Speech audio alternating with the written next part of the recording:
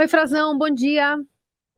Bom dia, Carol. Bom dia, Heisen. Bom dia, ouvintes. Bom dia. Bom, Frazão, vamos começar com essa pesquisa IPEC, encomendada pela TV Globo, que mostra uma estabilidade dos líderes dessa corrida presidencial e um discreto avanço do pelotão seguinte. Então, Lula aparece com os mesmos 44% dos dois levantamentos anteriores. O presidente Bolsonaro recuou de 32 para 31, mas dentro da margem ainda de erro. Também dentro da margem, Ciro Gomes foi de 7 para 8, Simone Tebet de 3 para 4. O que esses números estão nos dizendo até agora? Carol, esses números pressionam bastante o presidente, né? Deixam o presidente Jair Bolsonaro numa situação ainda desconfortável. Ele e sua campanha, pela situação de estabilidade que a gente percebe, que todos os esforços do governo não estão dando o resultado que o presidente planejava.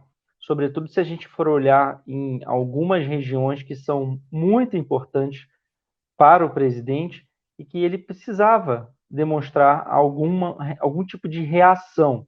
No geral, esse cenário de estabilidade, e o IPEC mesmo deixa claro que não dá para se prever ainda, não dá para cravar a possibilidade de vitória do Lula no primeiro turno, isso tem se demonstrado em seguidas pesquisas, né, em diferentes levantamentos, uma margem muito pequena para ele quando se considera os votos válidos, e ele precisava ter uma folga um pouquinho maior para se cravar, mas à medida que o tempo passa, a gente está hoje praticamente pouco menos de um mês das eleições, um mês do primeiro turno, o tempo está passando e a campanha, as pessoas já tomaram conhecimento da campanha, a televisão já está fazendo efeito, as decisões do governo, as benesses que o governo poderia entregar e está entregando com a máquina pública, não estão modificando o cenário como o presidente Bolsonaro e seus principais aliados do Centrão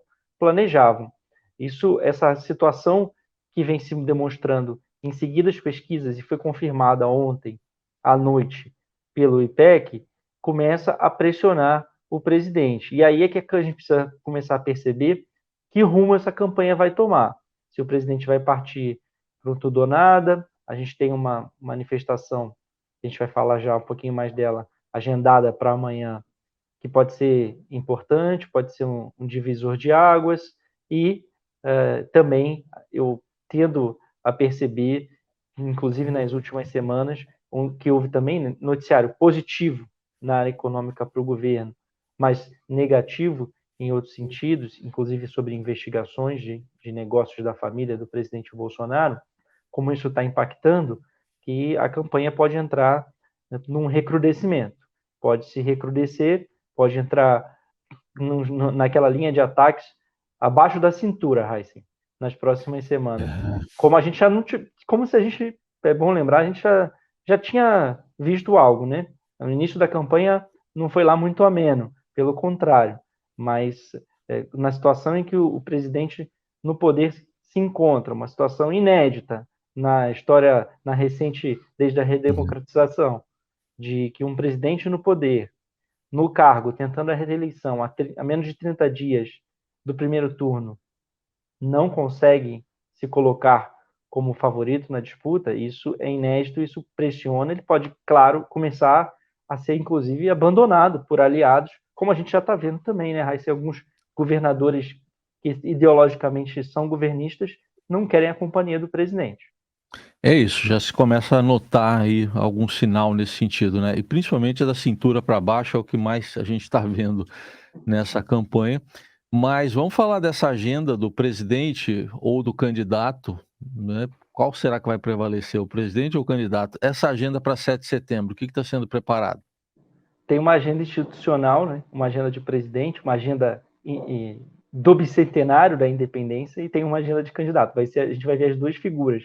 Focado, claro, inclusive, ele vai aqui em Brasília, onde o presidente, inclusive, tá bem, né? O presidente é um dos estados em que o presidente lidera, são 5 estados. O Distrito Federal seria um dos onde ele vai melhor, tem uma distância razoável dele para o Lula, mas o foco dele não está aqui, está no Sudeste. O foco dele está no Sudeste, claro, pela quantidade de eleitores e por essa pesquisa do IPEC demonstrar isso. O presidente perdeu fôlego no Sudeste. Ele ganha em algumas periferias de capitais, ele ganha em famílias que têm entre 2 e 5 salários mínimos de renda, mas abaixo disso ele continua perdendo entre as mulheres a preferência. Lula melhorou sua intenção de voto entre os homens e ampliou a distância para o presidente Bolsonaro no Sudeste, sobretudo em São Paulo, Minas Gerais, no Rio de Janeiro, que é o reduto bolsonarista, é onde o presidente vai demonstrar, Raíssen e Carol, a sua faceta de candidato com de uma forma muito mais explícita, né? Vai ser um ato cívico, um tributo cívico-militar que está sendo preparado pelo governo. Como ele queria, foi cancelada a parada militar, o desfile tradicional na Avenida Rio Branco, na Avenida Presidente Vargas, no Rio de Janeiro.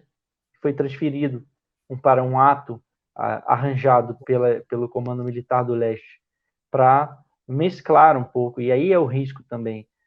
Sim, e quero lembrar que foi um ato convocado, Raíssen e Carol. O presidente conclamou os seus apoiadores para um último ato, pela última vez, no 7 de setembro. Isso no Rio de Janeiro, no Maracanãzinho, quando ele confirmou a sua convenção nacional, confirmou a sua chapa com o general Braga Neto como vice e conclamou contra os surdos de capa preta. Portanto, tem alvo. Os alvos são os ministros do Supremo Tribunal Federal, que estão, mais uma vez, sendo chamados de vagabundos pelo presidente em recentes discursos. A gente viu a suspensão ontem dos decretos que facilitaram o acesso a armas de fogo pelo ministro Fachin e, mais uma vez, as baterices do bolsonarismo se voltaram contra ele nas redes sociais. Então, o perigo, o risco é de se mesclar, como o presidente queria, as atividades militares, enquanto elas estão sendo desenvolvidas, se desenrolando com artilharias, tiros de artilharia do Exército, a Esquadrilha da Fumaça, sobrevoos no Rio de Janeiro, na praia de Copacabana, inclusive um desfile de barcos, né? Os barcos vão sair do Recreio dos Bandeirantes em direção à praia de Copacabana, e não são barcos como a gente viu, barqueatas em apoio ao presidente, só são navios de guerra do Brasil e de nações amigas, inclusive dos Estados Unidos, que vão fazer um deslocamento pela orla do Rio de Janeiro. Tudo isso, em tese, seria a parte institucional, mas isso vai se misturar com esse ato cívico-militar, o tributo à independência, com os apoiadores do presidente que sempre se reúnem na orla da praia de Copacabana, no Rio de Janeiro. Não é à toa, não é uma escolha fortuita. Por isso a importância, e o presidente vai, óbvio, tentar trazer para si, demonstrar o apoio do meu exército, como ele gosta de dizer.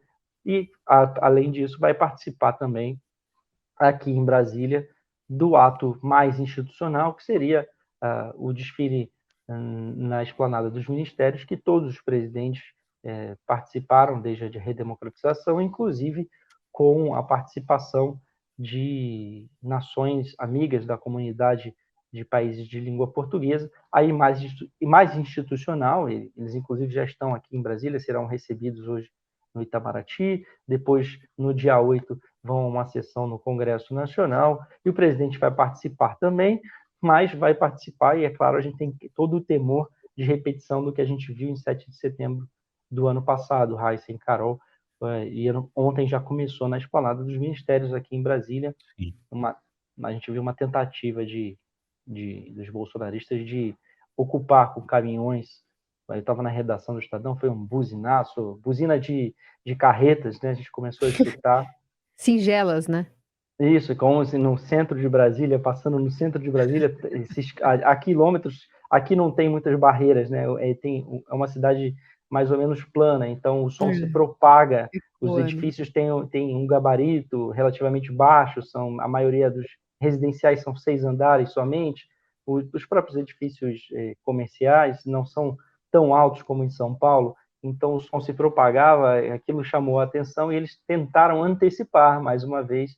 Inclusive tem uma caravana já no Parque da Cidade, eles estão se colocando, se reunindo, vão acampar mais uma vez nesse local, também no centro de Brasília, onde eles ficaram por quase um mês no ano passado, e ficaram por alguns dias na esplanada dos ministérios. Eles não conseguiram entrar. Houve uma ação rápida, inclusive montaram barricadas com blocos de concreto, a Polícia Militar evitou que essas carretas passassem. Mas há toda uma preocupação com que isso ocorra novamente e com que haja ataques, né, ou algum tipo de ameaça de violência física. A Polícia Militar, que se teme muito uma postura muito condescendente ou muito amena com os manifestantes. Inclusive, o Ministério Público pediu para que eles sejam proibidos, né, de participarem, policiais que estejam de folga aqui no DF. Eles, eu vi isso ano passado, né? Eu vi, quem já viu Polícia Militar, os manuais, como são os manuais, os procedimentos para controle e dispersão de distúrbios civis no Brasil afora, quem já cobriu protestos, já acompanhou. Eu estou há mais de 10 anos vendo isso em várias cidades do país. Percebe como a postura da Polícia Militar no ano passado aqui em Brasília foi muito amena, muito mansa com os manifestantes. Não houve qualquer conflito, mas eles fizeram o que quiseram durante dias na esplanada dos ministérios. E isso é que as autoridades querem evitar. Vamos acompanhar. Obrigada, Felipe Frazão. Voltamos a nos falar na quinta. Quinta-feira a gente vai ver como é que foi. A gente vai ter bastante assunto, Carol e Heisen, sobre isso também. Um abraço. Até.